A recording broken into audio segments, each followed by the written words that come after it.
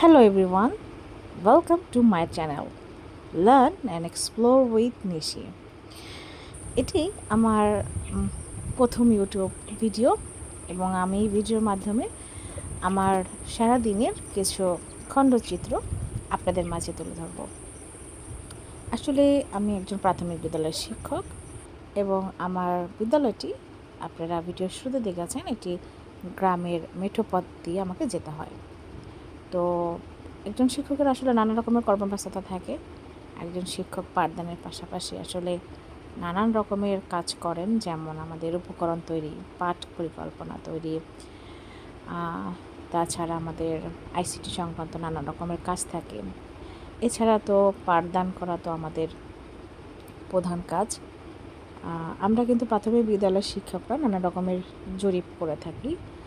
এছাড়া আমরা নির্বাচনের সময় দায়িত্ব পালন করা, তারপরে উপবৃত্তির তালিকা করা এবং উপবৃত্তি সংক্রান্ত শিক্ষার্থীদের যত যাবতীয় সমস্যাগুলো আছে সেগুলো দেখা। কিন্তু মূল কাজটি হচ্ছে আমাদের শিক্ষার্থীদের সঠিকভাবে পাঠদান করা।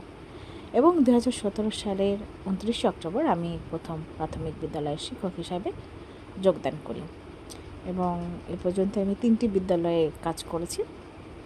আমার প্রথম বদলি ছিল হচ্ছে আমাদের এই উপজেলায়, এবং সেটা আমার বাসা থেকে বেশ দূরে ছিল।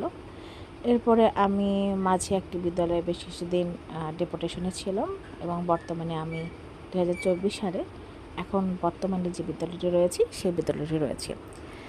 আসলে ইউটিউব চ্যানেলটি খোলার জন্য আমি অনেক দিন ধরে আগ্রহী ছিলাম, সময় এবং সব কিছু মিলিয়ে আসলে হয়ে উঠছিল না।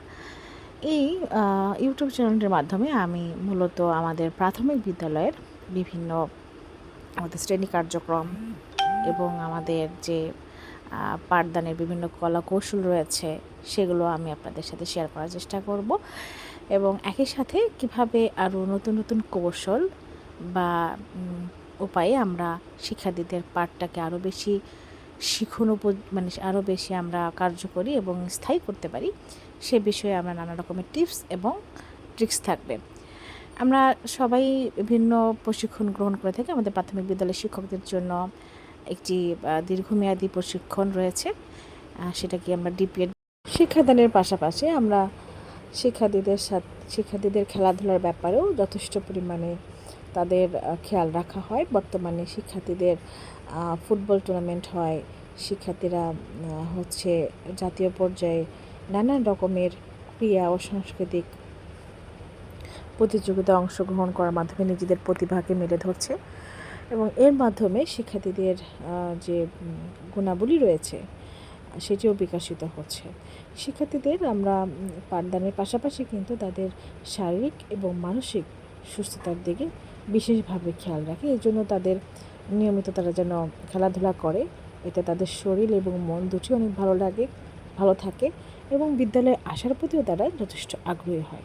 প্রাথমিক বিদ্যালয়ের শিক্ষক হিসাবে আমি চেষ্টা করব আপনাদের মাঝে তাদের কিছু খণ্ডচিত্র তুলে ধরার জন্য। তো বিরতির পরে আবারও আমাদের ক্লাস শুরু হয় এবং আসলে একটা দীর্ঘ সময় তাদের এখানে থাকতে হয়, আমি আগেই বললাম।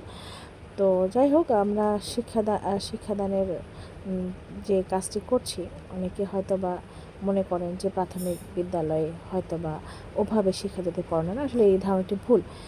একটি বিদ্যালয় বা একজন শিক্ষক দ্বারা পুরো 3.5 লক্ষ শিক্ষককে আপনারা বিচার করবেন না। আপনারা প্রত্যেকটা বিষয়কে খেয়াল রাখবেন। আসলে আমরা সবাই কেউ না কেউ কোনো না কোনো প্রাথমিক বিদ্যালয় থেকে উঠে এসেছে। আমরা আসলে যারা ভালো করতে চাই বা যে সকল শিক্ষার্থীরা ভালো করতে চায় তারা তো চেষ্টা করবেই। আমরা শিক্ষক হিসেবে তাদেরকে আন্তরিকতার সাথে তাদেরকে পড়াবো, এটা অবশ্যই আমার দায়িত্ব এবং কর্তব্য।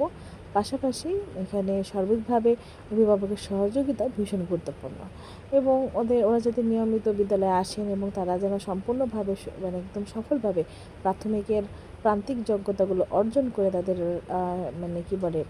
প্রাথমিক স্তরটি শেষ করতে পারে, সেজন্য আসলে সরকার সার্বিকভাবে অনেক রকমের প্রস্তুতিমূলক গ্রহণ করেছেন।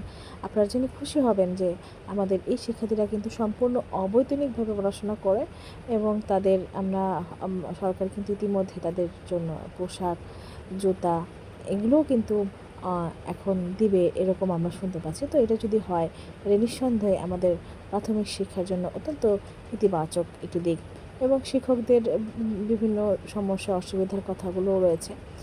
তো সেটাও হয়তো বা একটা সময় আস্তে আস্তে আরও মানে কী বলে বেড়ে যাবে।